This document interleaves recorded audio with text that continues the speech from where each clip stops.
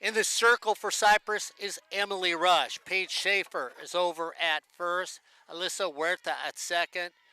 Adamando at short. Sandoval at third. D. Ramirez, last year Player of the Year, starting things off for the Hornets. D. Thumbs, taken out quickly by Alyssa Huerta, who makes a nice, outstanding play at second base. One up, one down.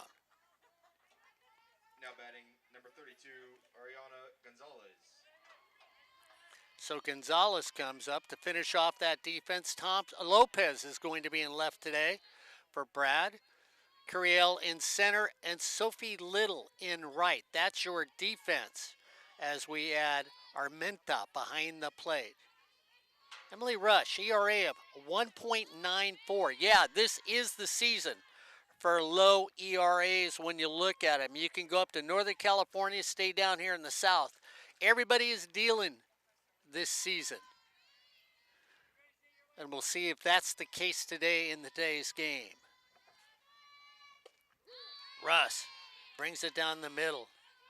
The Chargers, 17-4 overall, 7-2 in conference. They're after the Santa Ana Dons, who are undefeated in conference right now. The Hornets, 11-9-1 overall, 6-3 in conference. Ball fouled away. 1-2 the count. D. Ramirez started it off, lined out to second. Gonzalez is up. Peavy House, who will be playing at first base for Fullerton, will be batting third. And then Dufresne, who's behind the plate today, is in the hole in the cleanup spot. Emily Rush rocks and deals. Off speed. Easy little catch by Alyssa again as she pulls it in. So far, it's been her defense here in the first inning for the Cypress Chargers. Now batting number 3, Madison Peavy House. Crystal coaching over at first. Of course, Speedy over at third. Crystal, Gary, and Marion Speedy Mendoza are the co-managers for Fullerton. Peavy House takes that high and away. Defense was suspect for the Hornets the last 2 games. 10 errors in 2 games. And really, when you think about the teams they're chasing, they're going to have to come up much better than that if they want to be considered when playoff time comes around. It might be one and done. So they've got to pick up their game just a little when you think about what's going on right now. Back to Emily Rush, and Emily throws it wide of first. And so, you know, that's one of those shared errors. Paige Schaefer just nonchalantly played it.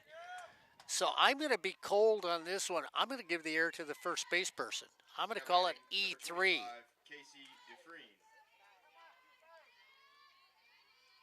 As Dufresne comes up. So a gift by Cypress to start off this game. Dufresne comes to the plate.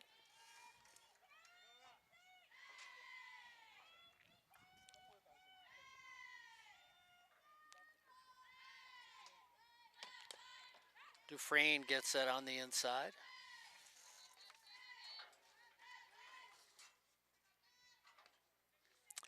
Dufresne batting .393 this season.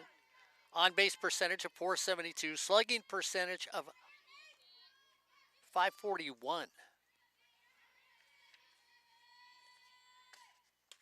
Off speed. Rush mixing up speeds. That's what you do when you're in the circle. High, low, in and out. Stagger your speeds on your ball. Like I said, Emily, 1.94 this season for Brad Pickler's team. Right down the middle, fouled away. So Peavy House over at first on an error. Comebacker right to Emily Rush. She throws a nice easy throw to first base, and both at first base, Paige Schaefer sort of nonchalanted, so that's why I gave her the error. It's off the plate. Armenta trying to frame it. Beautiful day, winds blowing from right to left. So it's a crossbreed out here. Breeze is always blowing at Cypress. Armenta looks over. 1-2. 2 outs. High and away.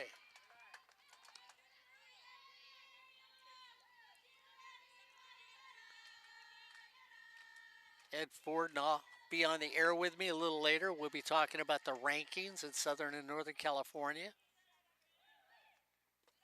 That one down and away. 3-2. Dufresne's work that count. 3-2, 2 out. PV House will be moving on this pitch.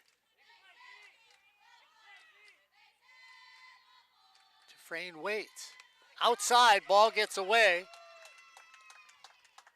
And everybody just nonchalantly goes to that next base. So Nunez comes up. Now batting number 11, Olivia Nunez. Olivia is the designated player today.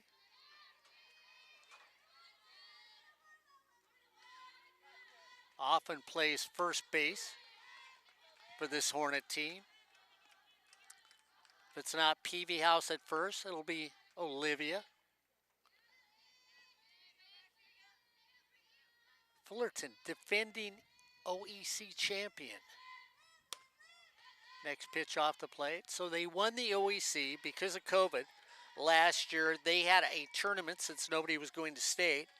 Brad Pickler brought in his crew, who said, hey, if this is as close as we're going to get, we might as well win it. And they did. They won the OEC tournament. Shot foul. So Sandoval, good with the glove over at third base.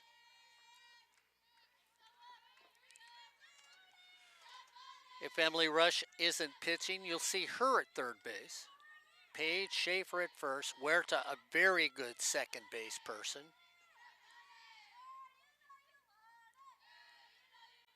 Rush, playing with speeds, does it right there. And it just is a seeing eye dog. High throw to the plate. And the run scores.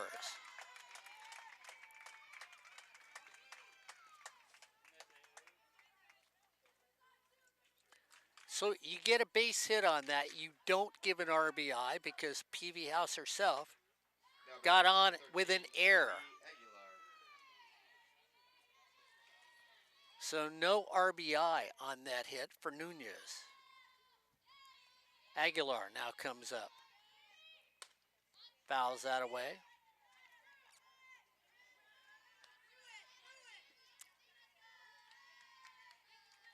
One run, one hit, one error. And that gives the Hornets a run. Runners at second and third.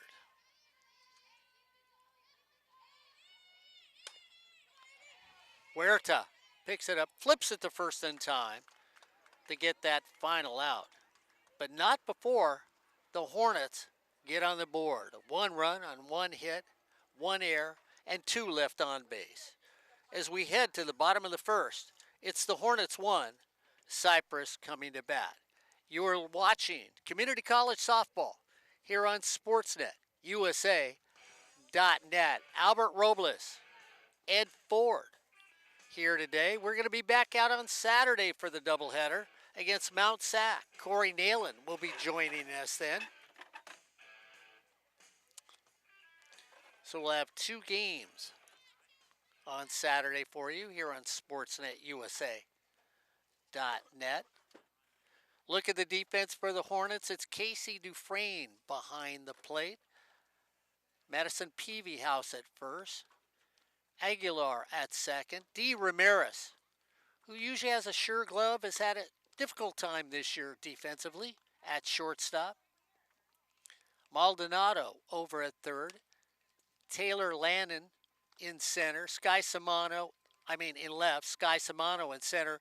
And Ariana Gonzalez will be over in right. That's the defense with Flores in the circle for the Hornets. Leading off is going to be Emily Rush, followed by Huerta, who's playing second base for Cypress today. Sandoval, who's over at third, and then Schaefer, that cleanup hitter, who's the first base person for Cypress. So those are the first four for the Chargers in this first inning. Emily Rush starting things off.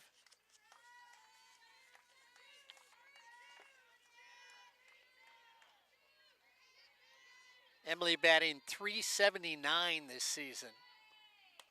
Takes the first pitch outside. .379 on base percentage of .487 and a slugging percentage. Wow, get this. A slugging percentage of .818. It's phenomenal for anybody on the softball level.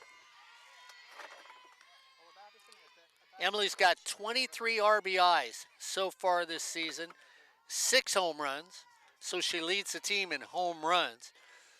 Miss Do-It-All, Emily Rush at the plate. Drives it into the alley. Emily takes that to the fence, heading for second, and gets there with a stand-up double. So that slugging percentage just went up for Emily for this Charger team. Now batting, number 14, Alyssa Huerta. Alyssa Huerta, second base person. We've been out here and watched enough Charger games. Love the way this young lady plays second base. She's an active second base person when you watch her play defensively. Rush over at second, leadoff double. Huerta batting .452. On base percentage .478. Slugging percentage .595. She's got 12 ribbies so far this season. Takes that one right down Broadway and says thank you. I think I'll pass on that one. 1-1's the count. Flores, the big pitcher for Fullerton. Went down the third base line. That's going to be foul. Snagged there by Maldonado. Emily Maldonado out of Menifee, California. Paloma Valley is where she played high school softball.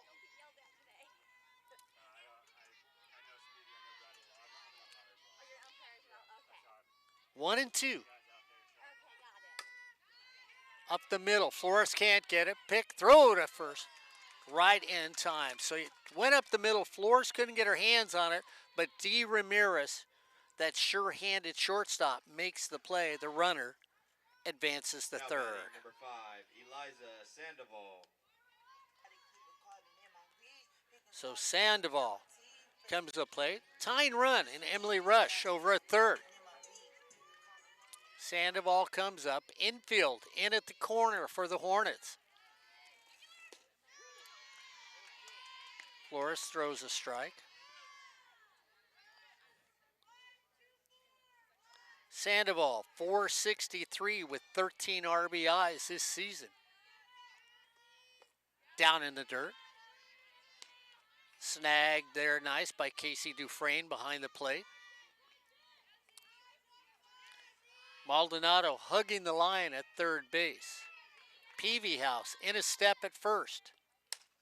Pulled foul. Brad Pickler does a little whoops by his knee. Agile Brad Pickler over the third base box today for this Cypress College team.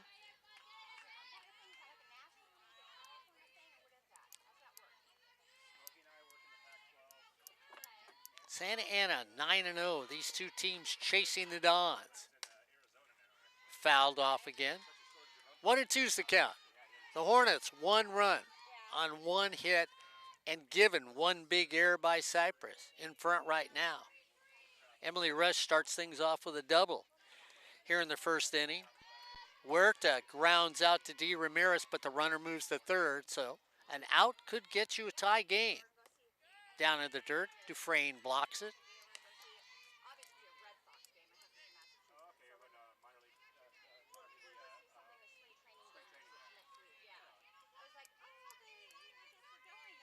2-2 count.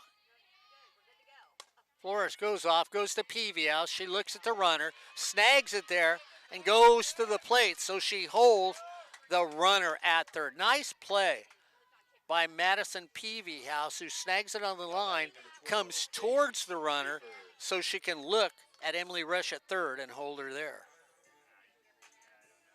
Paige Schaefer, first base person, lefty, lanky lefty for Cypress. Cypress needs a base hit now to tie this game early. Schaefer hitting .343, 14 RBIs. Usually swings the bat. Only 4 strikeouts, 3 walks this season. Swings through that one.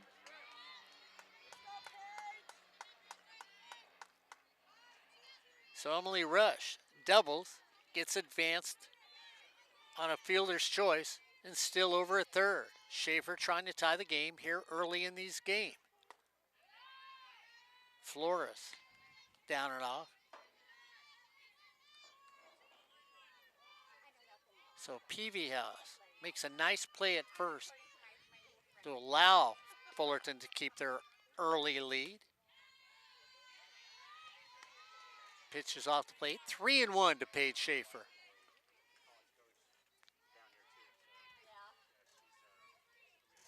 Adamondo on deck for the Chargers. Schaefer hits it in the gap, and it's going to drop in there. So Paige goes the other way. Was thinking about 3, but it's going to stop with a big RBI double. So Paige Schaefer ties things up, gets an RBI as Emily Rush comes in to score. And we're knotted up at 1. Now batting number 3, Cameron Adamondo. So Adamondo, shortstop for the Cypress Chargers at the plate. Paige Schaefer now in scoring position with 2 outs. Flores looks, gets that call. Everybody moving in. Paige has got speed over at second base. So anything not hit at an outfielder, possibility she'll score. That fouled away. 0-2. Both these teams can be prolific offensively, yet both these teams have excellent people in the circle. Oh, just off the plate. If you're a Hornet fan, you're asking why. If you're a Cypress fan, you look at blue and say, perfect eyesight. 1-2 count. Same pitch. That's going to go foul. So Flores says, well, you don't give it to me the first time. Let's see if I get it the second. Gets fouled off by Adamondo. 1-2. Paige Schaefer standing at second. RBI double to tie this game here in the first inning. Flores off the plate. Adamondo goes after that, knowing the umpire might just say, oops, maybe I missed one.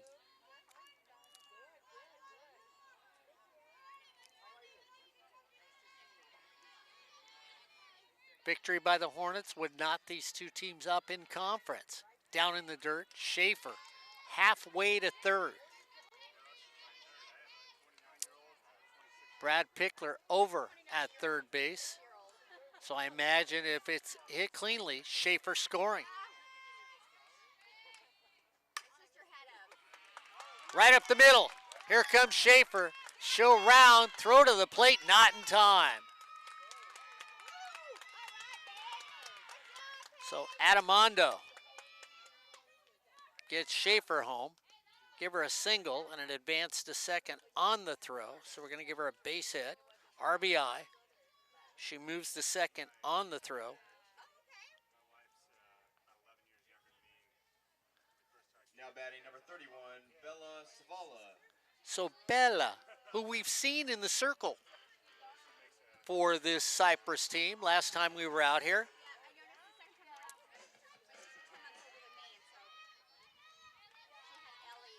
Bella batting .378 for the Chargers. 12 ribbies, which seems to be a theme for most of the team. Bella's got 1 home run so far this season. Sabala goes the other direction. It's going to drop foul.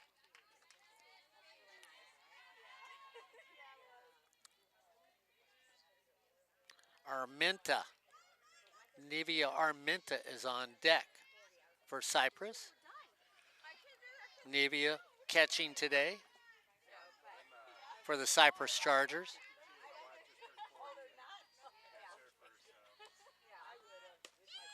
Off the plate for a ball.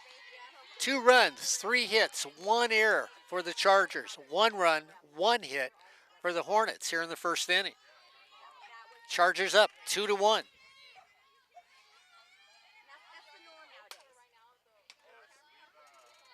Bella tries to go the opposite direction, protecting the plate.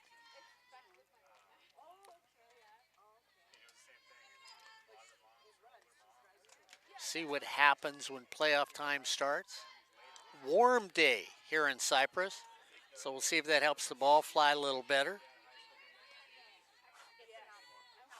That went down in the dirt. Nice snag there by Casey Dufresne behind the plate. Dufresne, a solid catcher for this Hornet team. Again, Bella goes after that outside pitch.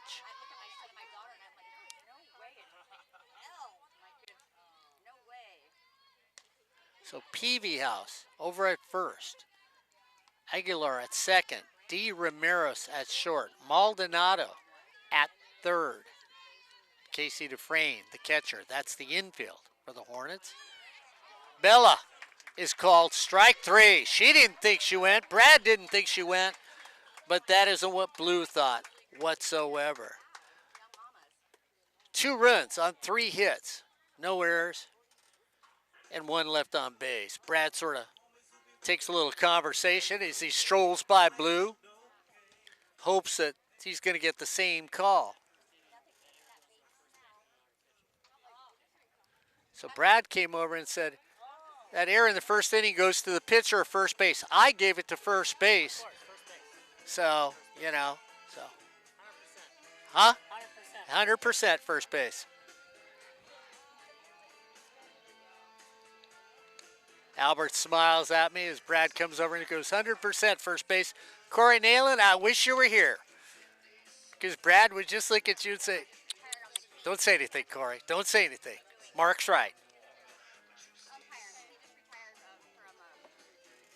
So both these teams get on the board to start this game. And like I said, when you look at them, Cypress 7-2 in conference. The Hornets 6-3. Cypress having a good year.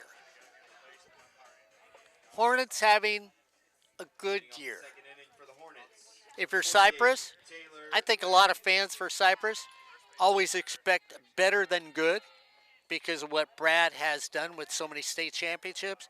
And, of course, what Speedy and Crystal did last year, I think the Hornets expected better than good this year.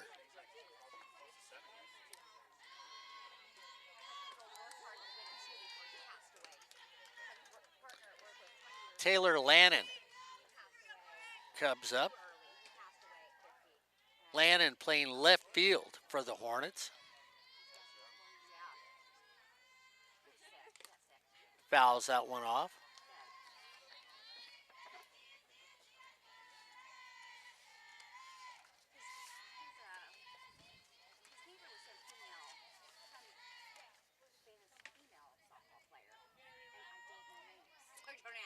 Lannon hitting .583. Hasn't played a lot for the Hornets. Rush misses the strike zone.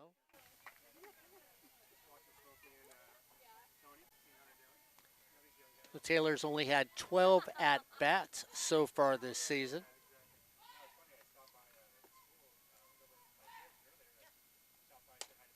Takes it up. Huerta at second.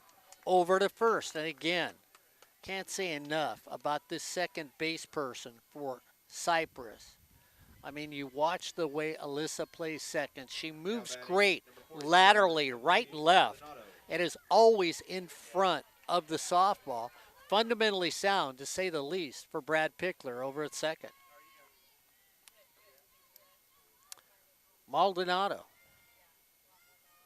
now up for the Hornets. Emily playing third base today for them. Batting .313. Again, somebody's really who hasn't played a lot. Only 16 at-bats so far this season for Emily. Takes that low. So the Hornets scored in the first because of an error. The Chargers come back and get 2 runs on 3 hits because of aggressive running. And that's where we're at here at the top of the second.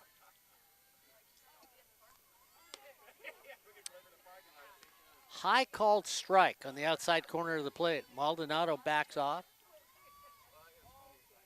Speedy coaching down at third. Crystal coaching over at first. That one fouled away. 2 young women that are excellent coaches and educators. I mean, they were co-coaches of the year last year. They're wonderful young ladies. They truly understand the game of softball. And as educators, they really care about their student athletes. Swung and miss. So Maldonado swings and strikes out. That'll be up Sky Samano. Now batting number 88, Sky Samano. Samano playing center field for the Hornets. Sky batting .265 this season. Takes that for a ball. Sky's walked 9 times. Oh, walked 5 times. Struck out 9 times. Well, I was giving her a lot of credit there, wasn't I? Maybe too much.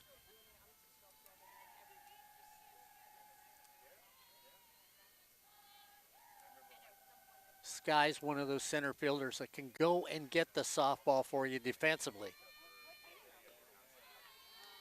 Emily warming up. Guess it took her a little longer than it did Ed Ford, myself, and Albert Robles.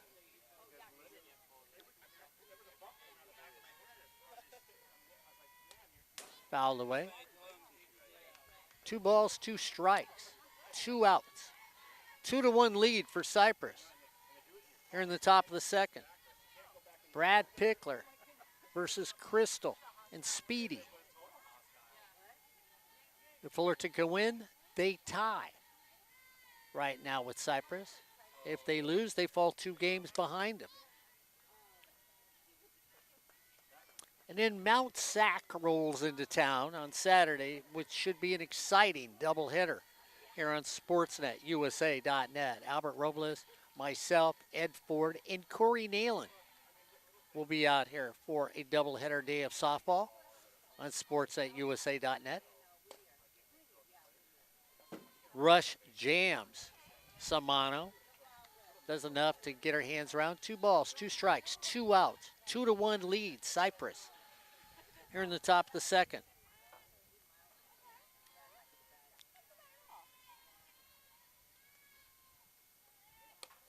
On the way. Full count. Please blowing, well, in at right field, then across in center and across and out in left field.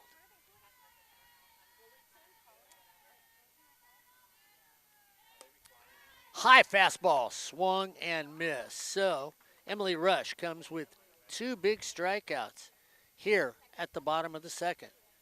No runs, no hits, no errors, and nobody left on base. As we head to bottom of 2, it's the Chargers 2, the Hornets 1, here on Sportsnet, USA.net.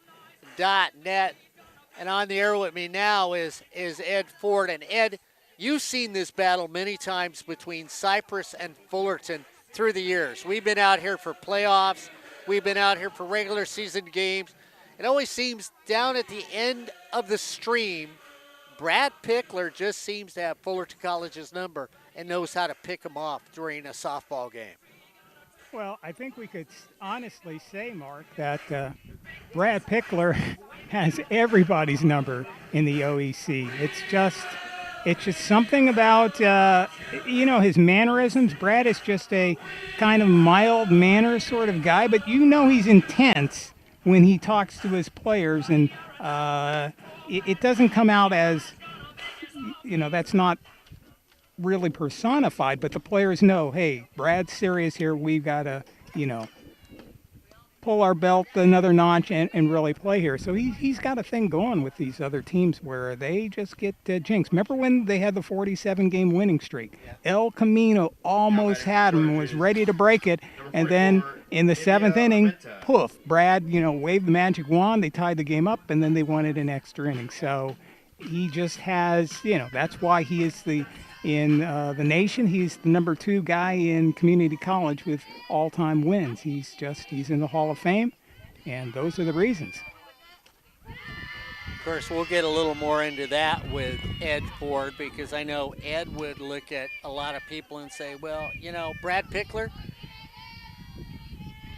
should be number 1 in the nation as a softball coach. Armenta, who's behind the plate, comes up to start the bottom of the 2nd. Armenta batting .200. Flores throws that down and away. And I'm going to put Ed in a spot at the bottom of the 2nd, because I know we've discussed that about Brad before, Ed, if he should be classified as Armenta fouls it, dropped foul, should have been caught. Madison Pavlovich was there, had her glove right, and this is one of the oops the Hornets have had this season. Last year they were an excellent defensive ball club. This year, just a little too many times they've dropped the ball.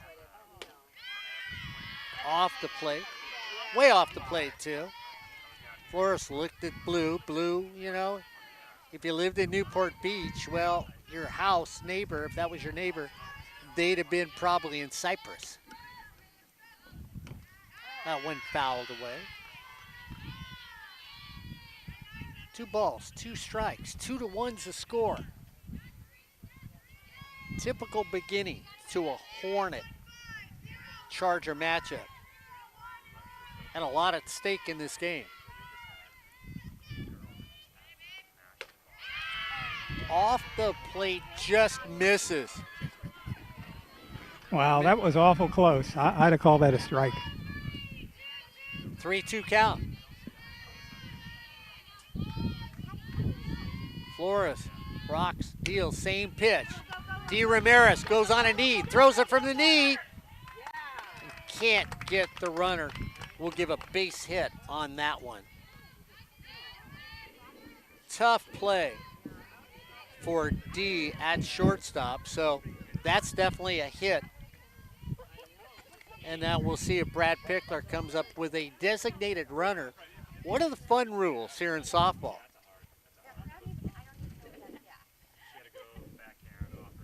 So, base hit. We're not going to get into the base hit era thing. So. Okay, all right. And I sort of mentioned about Brad, though, which I really want to, discuss, because you've talked about if it just came down to wins, some of these out-of-state coaches will play 60 games plus a year. Well, the leader is Heinz Mueller, Phoenix College, and can't take anything away from that man. Last year they went undefeated and won the NJCAA Softball Championship Division II. The difference is, though, that in the early in Brad's career, yeah, they could play 50 games. They could play 55 games, But now it's pretty much, 47 games is your limit if you, like they did and won the championship undefeated. Bunt drop. D. Ramirez has the plate and can't play it on Little, drops a great bunt for a base hit. Now batting number 20. And that's what you've got to do in that situation. You're going to sacrifice, then make sure it's effective, and that one was. So as we continue with the coaches' conversation there, Ed, and you were saying that. Yeah, Brad, I mean, Brad plays, you know, maximum you would play 47 games. 40-game regular season. You get into the regionals, 3 games there, 3 more. Well, you could play a little more than 47, but it wouldn't give you more than 47 wins if you're going to win the whole thing. So, you know, that is an advantage. Mr. Mueller gets to play, you know, close to 60 games, and that gives you a big advantage. But we can't take anything away from him because the guys won national championships just like Brad has. And what we would like to see, and we've talked about it before, is if people weren't so concerned about RPI, bring in the Arizona teams. In the old days, I was talking to Tim Kiernan, who's the coach at Sacramento City College, and he remembers in the old days the Western Arizona College's shootout. That used to just be called I think it was called the California-Arizona shootout, and California teams would play in that. His team played, Golden West would play in it with Judy Garman and stuff like that. Cameron Curiel drops a bunt, and that is picked up by Dufresne. She throws over to third, not in time, and now bases are loaded. So Curiel gets on with a fielder's choice. So we've had 2 bunts in this inning, bases loaded for the Chargers, and what is Albert saying? Emily Rush shows bunt. Brad Pickler, trying to put a smile on Mark Pavlovich's face, says, you know, hey, maybe we'll try that squeeze play.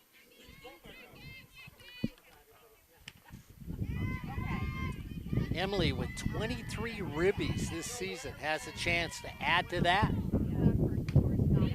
Down the middle, 1-1. Look at Emily, 11 walks, only 2 strikeouts this entire season. Emily's got a great eye. That's off the plate. 2-1. Bases loaded here in the bottom of the second. Hornets trail by 1. They took a quick lead. The Chargers answered. Now the Chargers are trying to rip open a seam. Framed by Dufresne. She can't get the call. 3-1 is the count. Do you take or do you swing? I think she's going to swing if it's there. There it is. Pulled foul.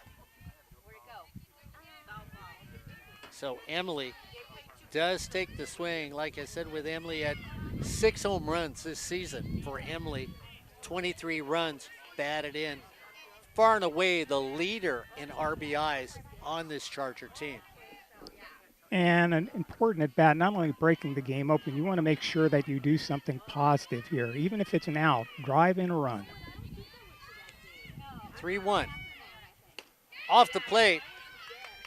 And so Rush gets an RBI and a walk.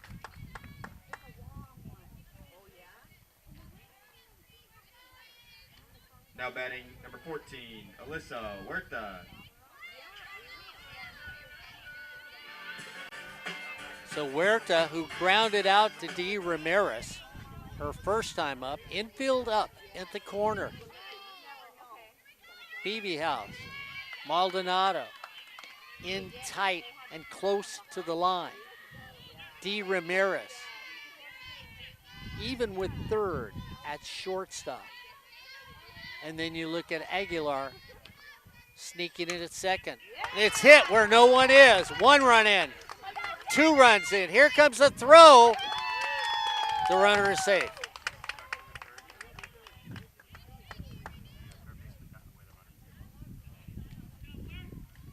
Now batting number 5, Eliza Sandoval.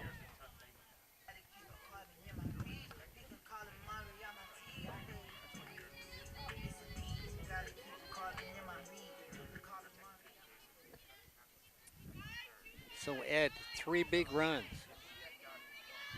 5-1 here in the second.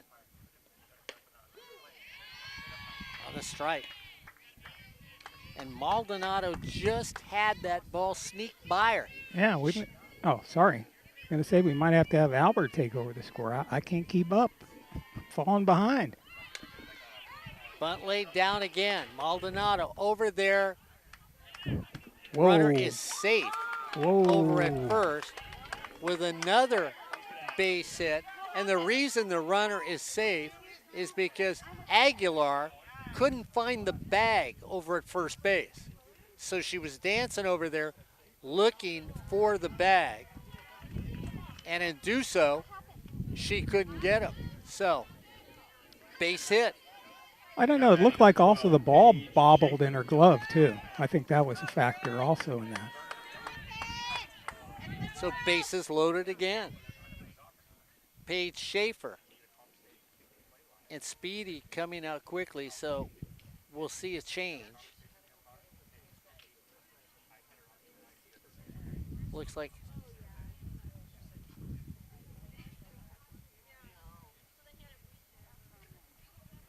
wonder if Peavy House is going to come in and pitch. See what changes that Speedy makes here.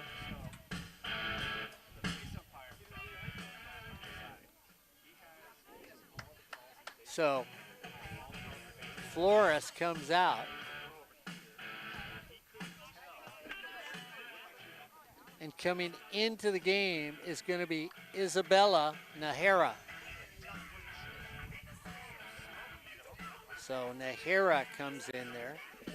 Now, Mark, you follow the Hornets quite carefully and closely and go to the practices. Is this the norm for the Hornets, that they would be going? Yeah, this is Ed, it really is. It's a surprising different season when you look at what they're doing. Defensively, they're not playing well. And it seems like they can't make the magical defensive plays, which they made a year ago. So that's the disappointing thing if you're Speedy and Crystal. There just doesn't seem to be any Hornet magic, even though when you look at it right now, the Hornets are 6-3 in conference. Yeah, it's not that the Hornets aren't in the thick of things, because if you look at the potential of the playoffs, whether you go with conference and RPI alone, the Hornets are still in a good position. The Orange Empire Conference probably will send 5 teams, Santa Ana, Cypress, whatever order they finish in. Also, Santiago Canyon, the Hornets. And you can, I think Orange Coast is going to hang on there and get a spot too. So that would be 5 teams. Riverside and Saddleback and Golden West just need to really put their foot on the gas pedal if they want to get in. Paige Schaefer now comes up with the Hornets, down by 4 early. Lefty brings it across her body. Hera coming out there, trying to help out Flores. Bases loaded. No outs. 3 already in here in the bottom of the second. Inside. So D. Ramirez at short. Player of the year last year. So PB House at first. Aguilar at second. D at short. Paige Schaefer waits, flies to left field, taken there, throw home, here comes a throw, throw is taken, snap throw to third, couldn't get a snap throw, and D over there at shortstop, who snuck in behind the runner, was expecting some sort of snap throw. Dufresne never let go of the ball, and you can see Ramirez looked a little frustrated on that.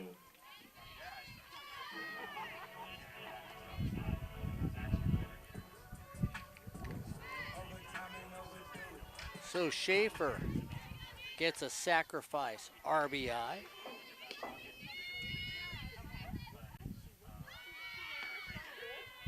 Square to bunt.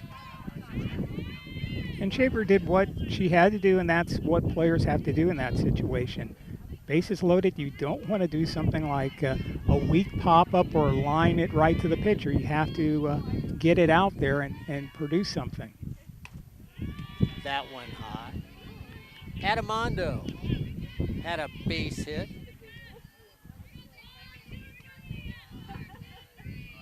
With an RBI in the first inning.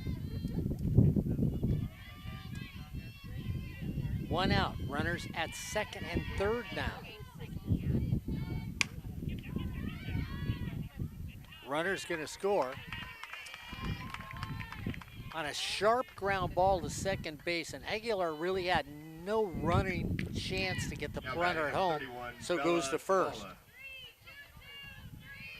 So Adamondo grounds out, runner scores on a fielder's choice.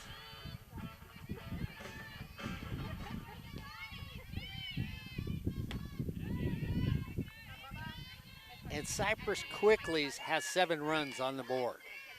7-1 here in the bottom of the second. Bella comes to the plate. Bella drops it. Throw down there. Dufresne comes out and gets it and makes the play for the 3rd out of the inning. But not before 5 big runs get on the board. 5 runs on 4 hits. No errors and 1 left on base. As we head the top of 3. Well, it's the Cypress Chargers driving the train right now. 7, the Fullerton Hornets. 1 here on Sportsnet USA.net. Ed Ford, Albert Robles, and myself. And Ed, this is really something that is a familiar theme for Brad Pickler in the games we have seen through the years we have done here on SportsNetUSA.net. Just his team finds a way to win, and I'm sure Brad's looking at this part of the season, Ed, this is a time you've got to get your team doing that. Absolutely. Some other games in the OEC besides the one we've got going. Somebody else has to be playing because they always play on this day. Of course, I could be totally, absolutely wrong, and I am. Oh, gosh. Whatever. Well, we'll give you some other scores.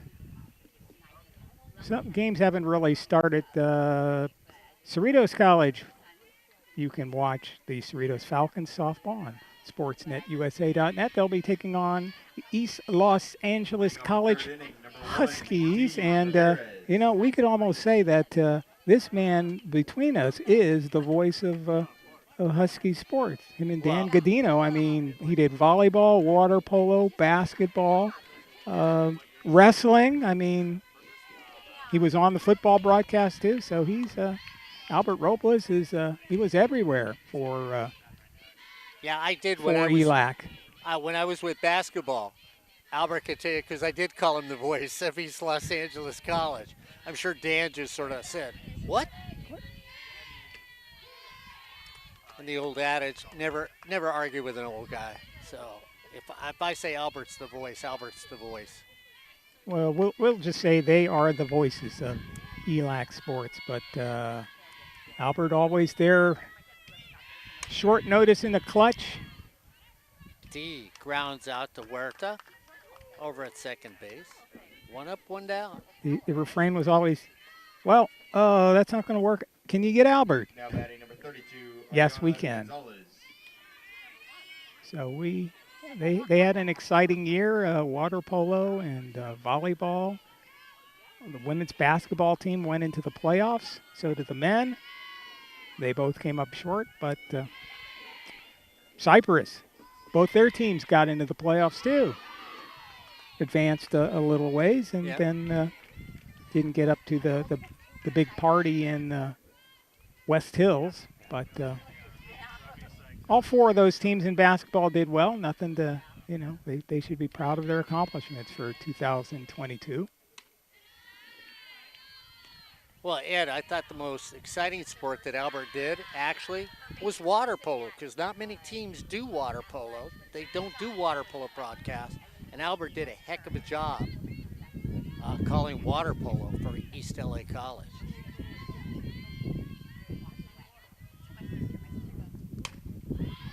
Rush. Ball goes down, out of play. So the Hornets. As Ariana Gonzalez comes up. Ariana popped out the second in the first inning. 7-1.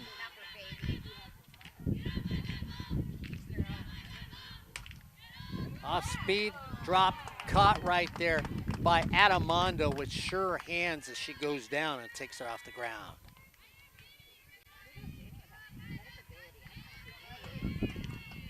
So Madison Peavyhouse comes up.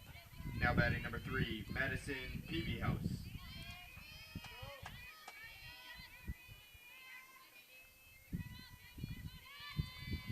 Madison batting .385 with 9 ribbies. Swings at the first one and misses. And she had an outstanding season last year too. She Mark. did. She Yeah. was swinging the bat, making the plays in the on the field. Good all-around player. Yeah. One of the veterans that is on this team that was with that championship program last year, still a championship program, but they were leading the way in the OEC last year. Lost a lot of players.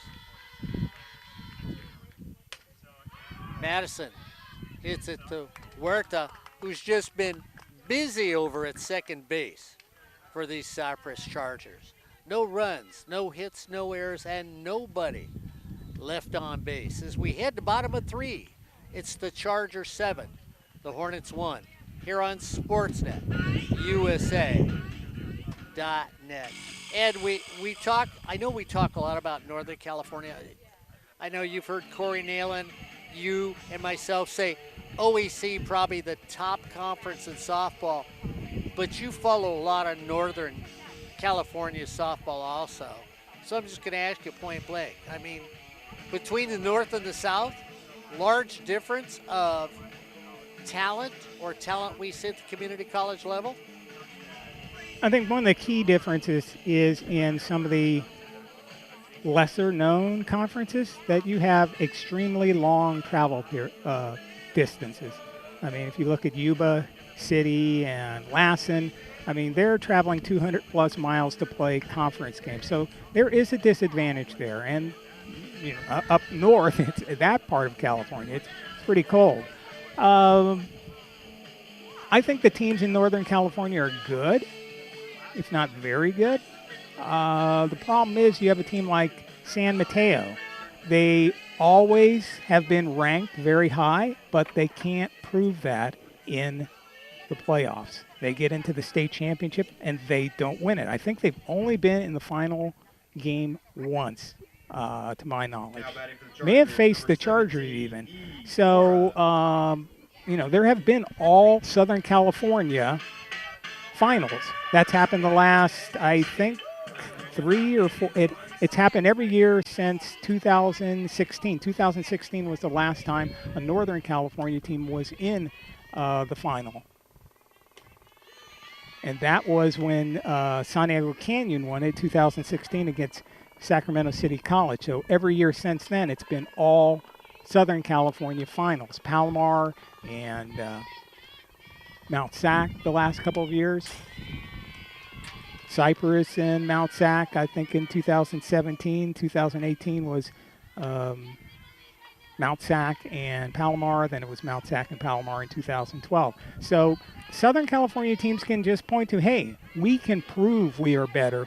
We've won the state championship more times, and we've had where it's an all Southern California final. Mora comes up. Pinch hitter. Pops straight back. One up, one down. Nice little play out in the circle by Nahara. Now batting number 11, Sophie Little.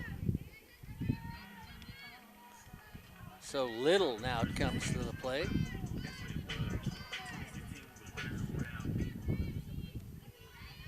Little had a single her first time up. Well, this was part of the bunt fest that we've seen today. I mean, Cypress has played little ball, small ball. Drop it, and come on, defense, play it.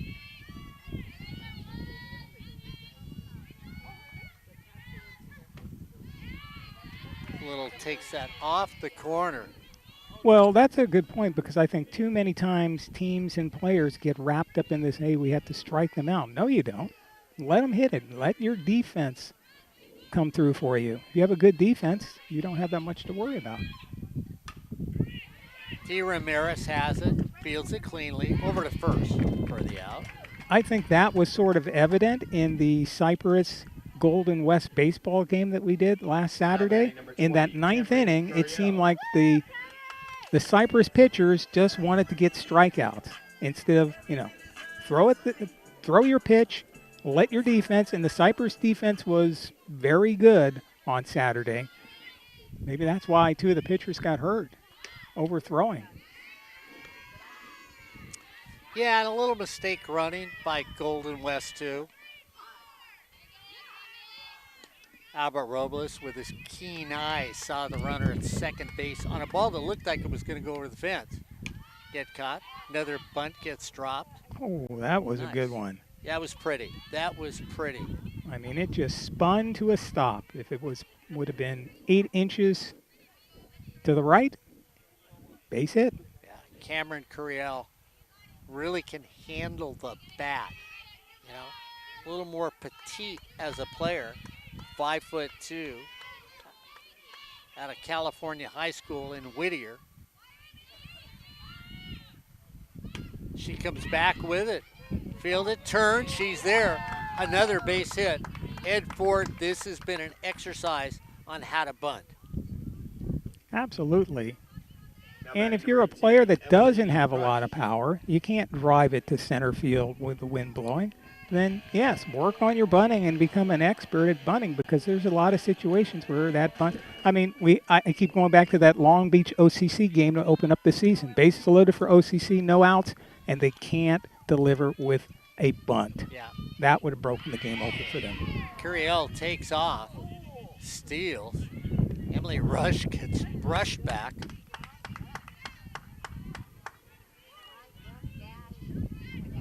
So Curiel gets a stolen base. Rush sees a foreign orbit go by her.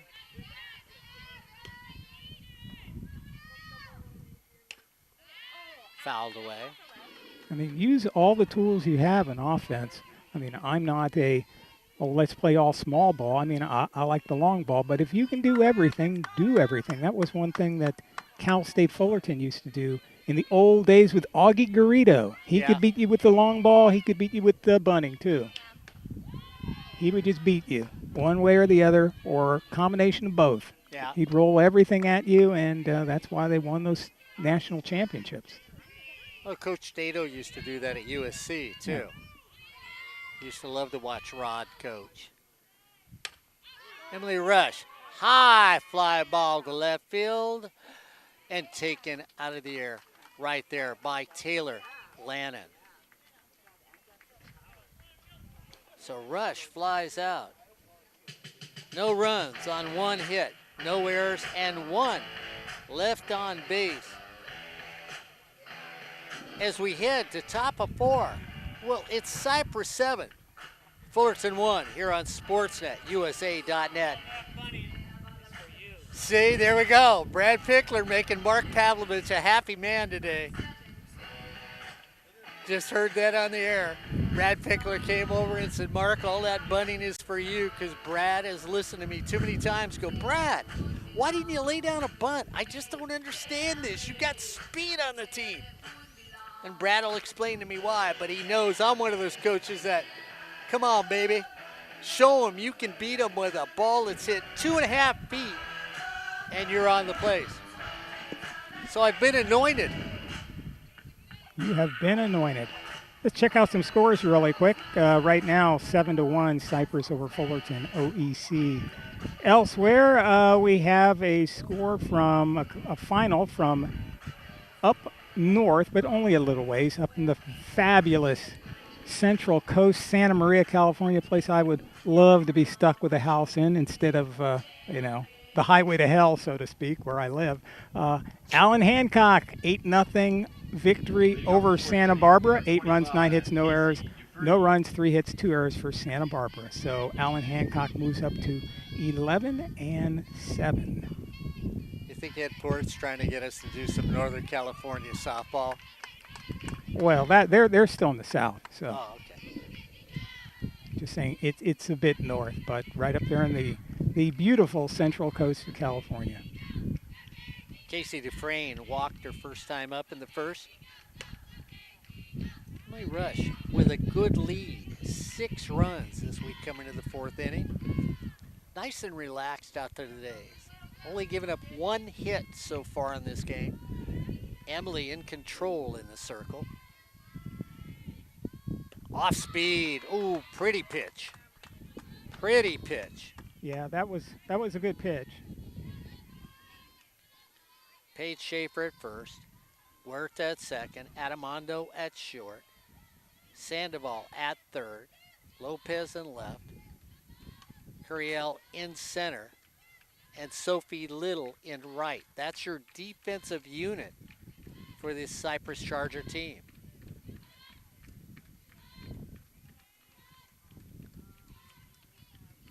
Dufresne trying to get something go for the Hornets here in the top of the 4th. Fouls it off. Casey's had a good season. 393 so far this season. 24 hits, 5 strikeouts, 8 walks for the season. Fouls that one back. On base percentage of .472 when you look at her. She scored 12 runs and has 10 RBIs. Multifaceted player for this Hornet team. Rush brings it back. Off speed, off speed, off speed, and then brings the heat. So Emily Rush now has found her strikeout pitch. Last 3 batters have been struck out in this game. Olivia Nunez is the designated player, but also a first baseman for this Hornet team, comes up. Hornets trailing by 6.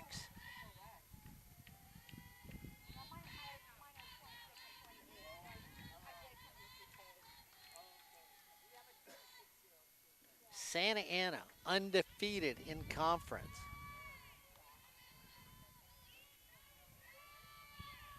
Riding the arm of a very talented pitcher.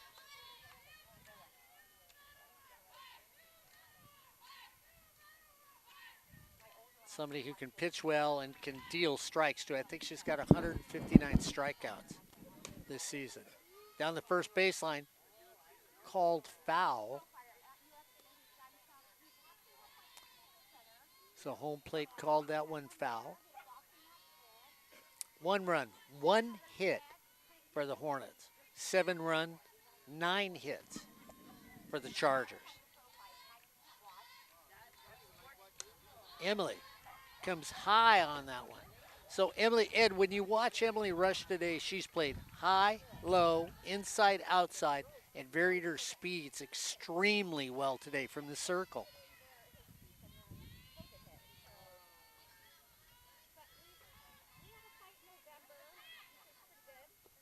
Down low.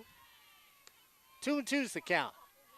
Well, I think that's one of her real strengths, Mark. She just doesn't seem overpowering, but she knows where to put her pitches. She knows which pitches work for her, and she just works the batters. Off speed, taken back up the middle. Does it find anything? Huerta gets her, but can't make a play. So Nunez gets a base hit. Give her a hit on that play. Now batting number 13, Alendi Aguilar. And the old cliche, don't try to get it all at once, just chip away, chip away, chip away. Aguilar comes up now. So Nunez at first. Second hit of the game for the Hornets. Aguilar takes it the opposite direction. That's foul, out of play. And I think Speedy's going to throw a designated runner out there. See if that's what she does.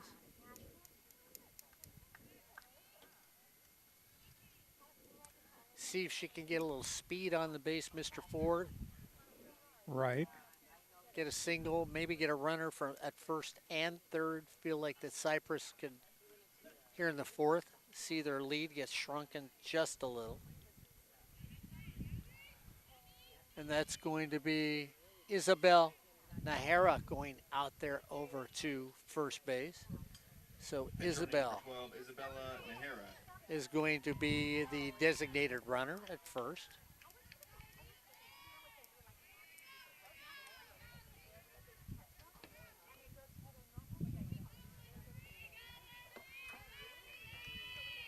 Isabella has not attempted a stolen base or anything. Driven up the alley. Laid out and caught in right field. Throw to first base. Not in time. And you look at Sophie Little breaking on that ball so fast. And then goes down to a knee. Beautiful defensive play for the Chargers. What a great jump on the ball, Ed.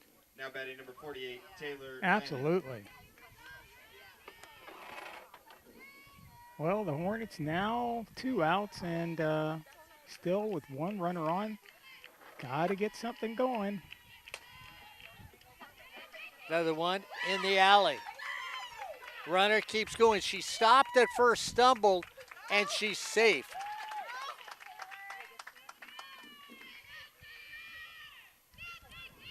So Taylor Lannon gets a single, and the runner advances all the way to third. Now batting number 23, Brenna Monson. So Monson now in the game for Maldonado. Monson hasn't played much at all. This is only her 14th at bat. She's got 1 hit. She's batting .071 here in the season. Fouls that off. So Speedy rolling the dice here in the 4th inning. Down by 6. Trying to find a magical touch. The wave of the wand.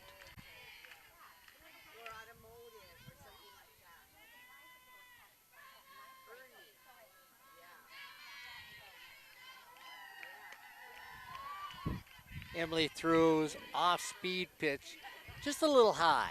You can tell by the look on her face, she thought it was over the plate. She thought she had the call, doesn't get it. 1-2's the count. Emily, let's see if she comes back heat. She does. And that's enough to get the strikeout. So no runs on 2 hits, no errors, and 2 left on base. As we head to the bottom of the 4, it's Cypress 7, the Hornets 1, here on Sportsnet, USA.net. Ed, we talked about the OEC and how well they're doing. Well, we've had the pleasure to do Long Beach City College softball and Cerritos softball this season. And just from us being out there watching the games, I'm going to ask you, because I know you intently watch this, even though Mount Sac is at the top of that group of teams we're talking about, tell you what, Cody and Megan have 2 teams that I think when it comes to playoff time are going to be right in the mix of things over there at Cerritos at Long Beach City College. Yes, they both should be. The way the standings are right now, Mount Sac is leading the South Coast Conference with a 10-2 record, 19-3 overall. Cerritos is in second place, 8-2, 16-6 overall.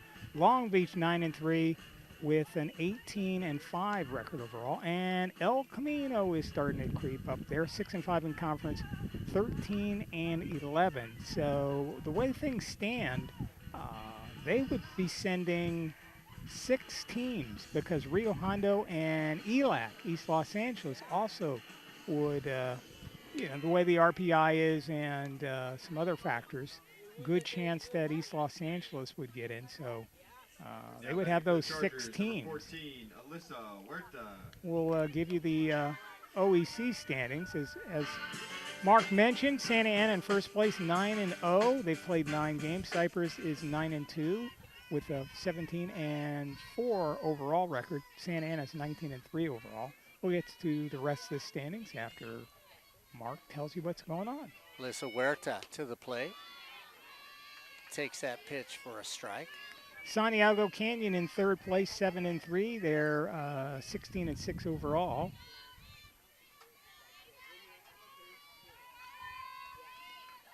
Huerta waiting. Next pitch. Takes it back up. D. Ramirez sets her back foot. Fires.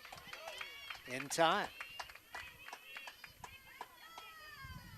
Then it's Fullerton in fourth place, 6-3 in conference, 11-9-1. Yes, a tie in fourth, and OCC 5-4 in conference.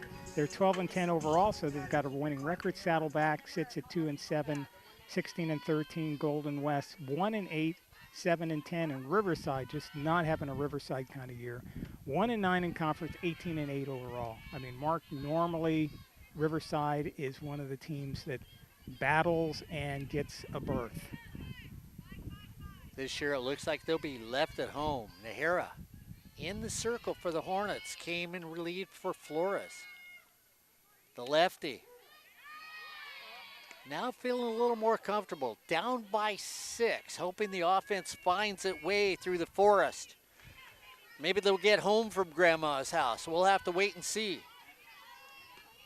The big bad Chargers waiting for him to see what's in that picnic basket.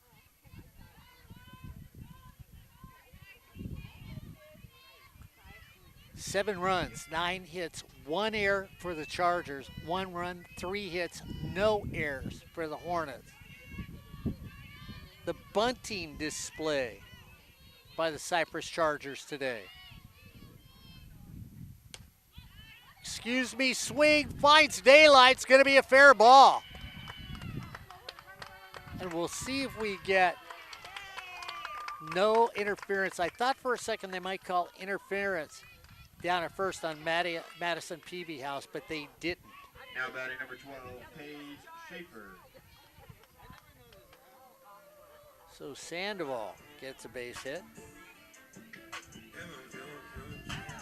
Number 10 in this game. Paige Schaefer had an RBI single in the first, a sacrifice RBI in the second. She's got a couple runs today. And another runner in scoring position. So we'll see how prolific her day will be on this at bat.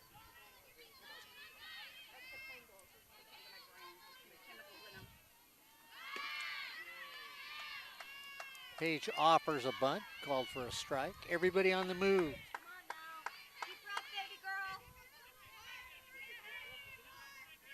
Brianna Monson now over at third base for the Hornets.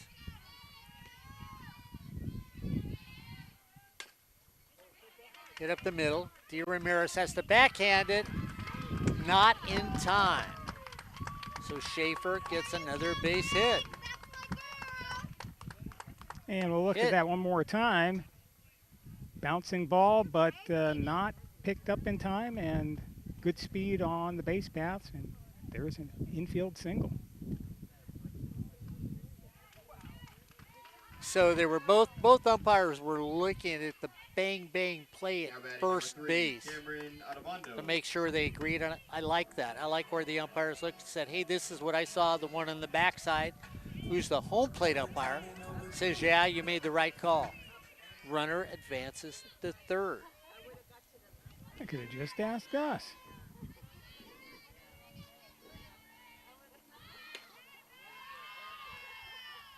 Now Brad Pickler's really trying to put icing on the cake, Ed Ford. See if he squeezes the runner home here. If I didn't have the headsets up, I would stand up and scream at him right now. Brad, squeeze play. He's looking towards you. In at the corners.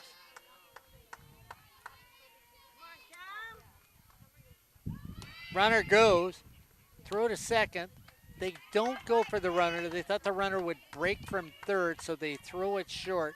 You basically have your second baseman come over, Aguilar, who cuts it off, and then if the runner is heading home, has an opportunity to get her out. No such play happens, so now you have runners at second and third. Brad Armando, high and tight.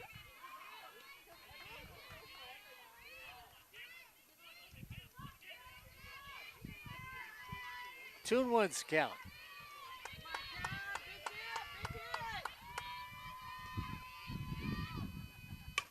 Taking right back up the middle. Two are going to get in there. Armando scorches one. You can see the flames coming off that ball as it came back and hit the circle. Nahara had no opportunity to make a play.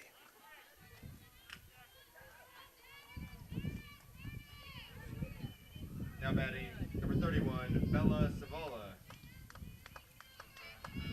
So now that Fairyland number, 8 runs.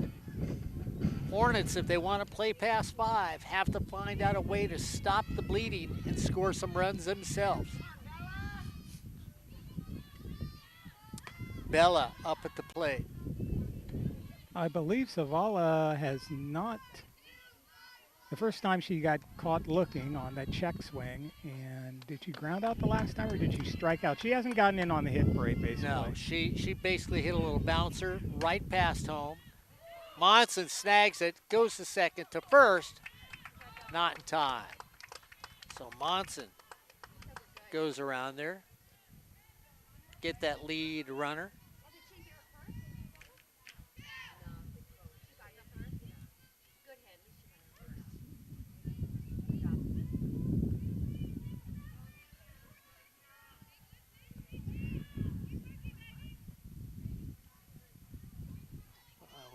Brad.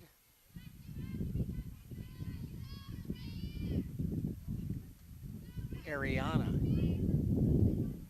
is coming into play out of Orange View High School, Huntington Beach, California. So Brad trying to let everybody. Chargers, number 7, Ariana Hankey. So Hankey now comes up.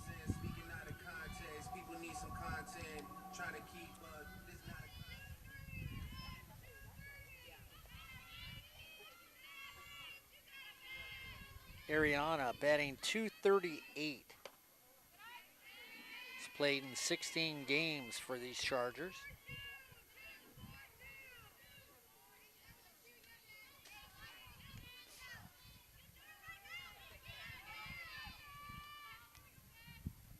So Bella over at first.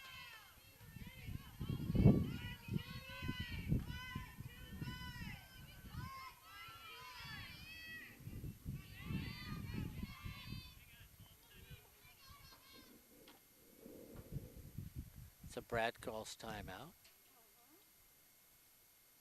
Looks over at the bench, so we'll see if he's going to get a designated runner, which it looks like he will for Bella. And that's one of the things about softball with the substitutions you can do. It makes the game very interesting.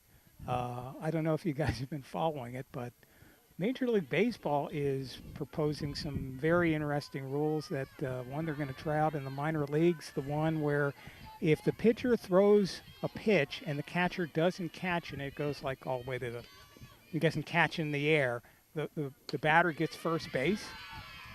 That's going to happen in the Atlantic League, I think. That's sort of their experimental guinea pig league. They're also going to be using the robo umpires again. So yeah, I'm not opposed to that one.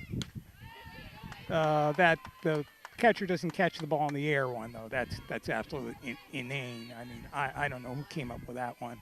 Probably Artie Moreno. But Anything to get the Angels in they're there. also discussing the re-entry rule, which I like. Little fly ball taken right there at second base for the third out. But not before a couple more runs sneaked their way. 2 runs on 3 hits, no errors, and 1 left on base. As we head to top of 5, it's the Chargers 9, the Hornets 1, here on Sportsnet, USA.net. Don't forget this coming Saturday, a doubleheader.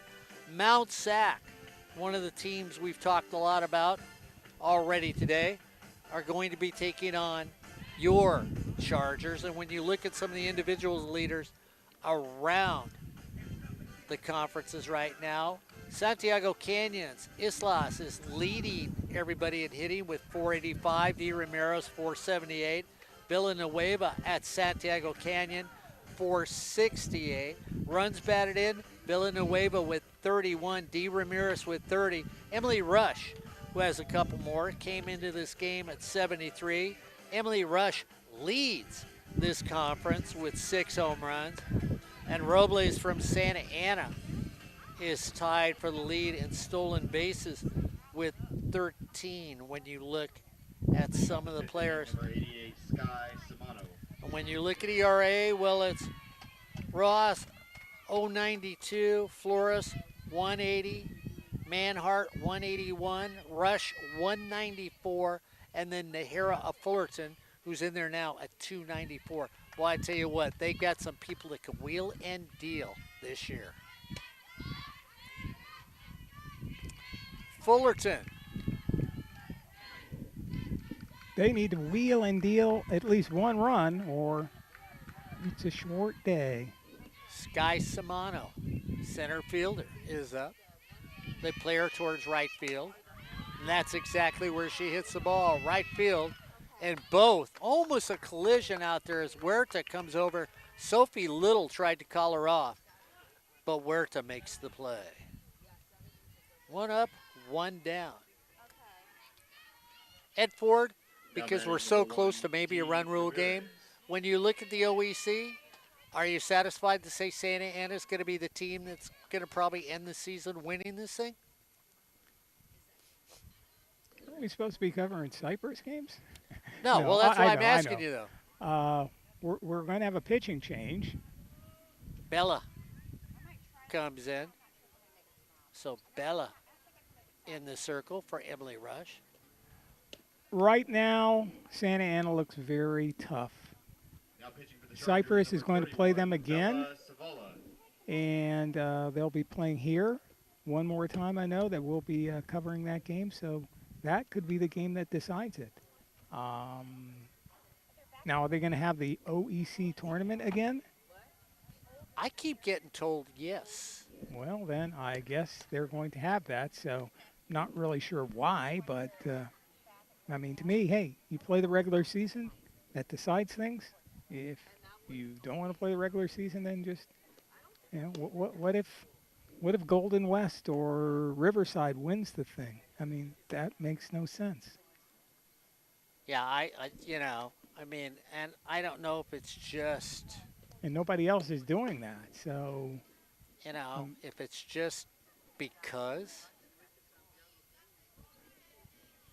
You know, well, we'll get an explanation of that at some point in time.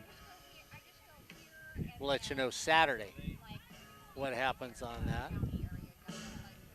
So Bella in the game. We've seen her pitch before. Good pitcher for the Cypress team.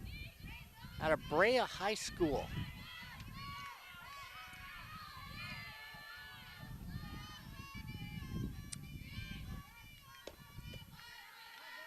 Down low, D. Ramirez comes up, one of the top hitters in the OEC. Talented softball player, D. Ramirez.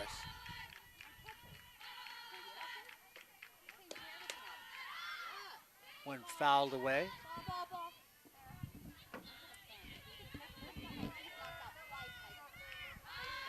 I can see D playing at the next level easily. Good at shortstop. Nice swing. Fiery attitude on the softball field. And a really good student. So you like all that combination. Time. D steps out.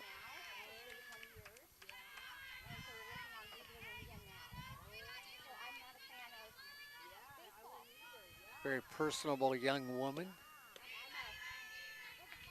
Bella sort of floats one up there and says, oh, it looks like a pitch that either Ed Ford, Albert Robles, or Mark Pavlovich might be able to hit. Don't want to throw that one again.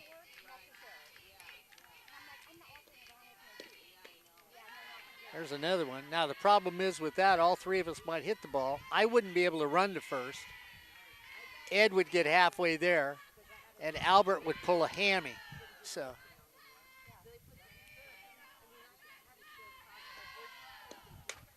D. Ramirez drives it, take it out of the air on a great play by Cameron Curiel, who goes back to the point of the ball landing from its apex and just figures it out great.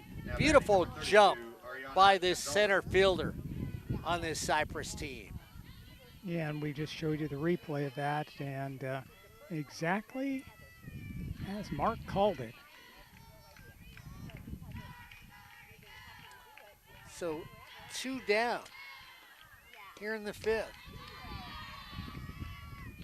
Fullerton could be down to their last out.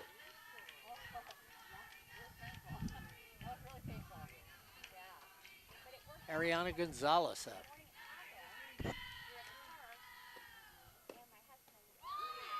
Takes that on the inside corner.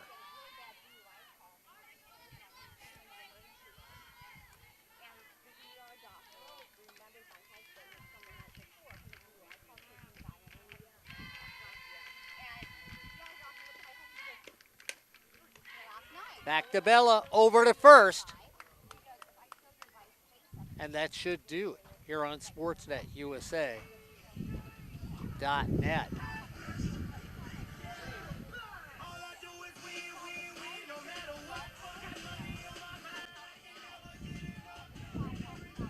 So for Cypress, it's 9 runs, 12 hits, 1 error. For the Hornets, it's 1 run, 3 hits, and no errors in a run rule game here at Charger Field on SportsNet USA.net. Ed Ford, once again, we see Brad Pickler hold his magic over Fullerton College. That's right, baby.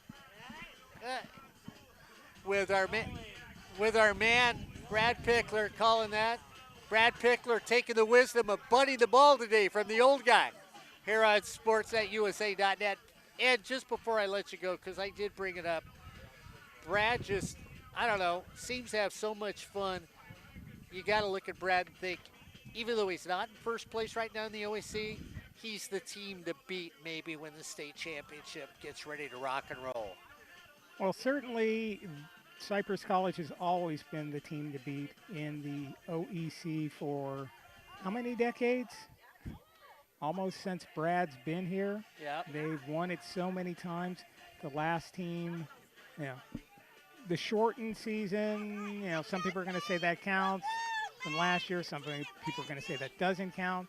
If we take away the shortened season, I think San Diego Canyon won it in, 2015 or 14? So normally Brad wins the OEC. So they're always the team to beat. You get them in the regionals, even if they're, second place in the OEC. They're very hard. You're not going to see one of the play-in teams upset the Chargers. It just probably won't happen. RPI-wise and ranking, they're ranked ahead of Santa Ana, so they would get a better seed. So it probably would be, at this point in the season, it would be Mount Sac, and then it would be Cypress. So you look at RPI and then also the standings. In RPI, it's Mount Sac, Cypress, Long Beach, Santa Ana, Cerritos, Bakersfield, Palomar, Ventura. And I think that's fairly accurate, though I'd have to put Santa Ana in second place because they've beaten Cypress. Yeah. They've beaten a lot of people. Long Beach, third, it looks good for them. And, Cerritos is playing well. Bakersfield, Palomar's come on. It's going to be something, but Cypress is always a team to beat. They should get into a super regional at home, as they have for the last who knows how many years, and then it's very hard to beat them here at home in that playoff sort of situation. So the odds of them not getting to the state tournament, they've been in the state tournament how many years in a row, so you can kind of count on them being there. It's who else is going to be there. Mount Sac probably gets in. They're hard to beat in any of the super regionals. I think the last super regional they lost was in the old format, and that was 2016 when Santiago was hosting, and they beat Mount Sac and eliminated them. Palomar, you know, you would expect Palomar to be there. So the four teams: Palomar, Mount Sac, Cypress. There's four. It's kind of there's three, excuse me, that's a great addition. It's just a question of who's going to be number four. Is Long Beach going to sneak in there and be one of the teams? Santa Ana certainly could do it. It just depends on how things are matched up. And I wouldn't totally count out Cerritos. Cody's got that team playing well. They don't have the pitching that Santa Ana does, but who does? And it should be interesting. Got a lot of teams playing well. It's just going to be a question of towards the bottom. Are you going to have enough quality teams to actually fill out the field of 18? Southern California, it should happen. Northern California, unless some people start playing better, you're going to have three sub 500 teams in the playoffs. And sorry, I don't think sub 500 teams should be in the playoffs if that's their overall record. Well, we'll see what happens as the season continues. But as of today, the Hornets come away with a big loss against this Cypress team. I mean, they really expected to win today, and this loss is huge. It puts them 2 games behind Cypress. Cypress comes away with what they thought they should here at home, a 9-1 victory. For Ed Ford, Albert Robles, and the old guy, you've been watching Cypress College Softball here on Sportsnet USA.net.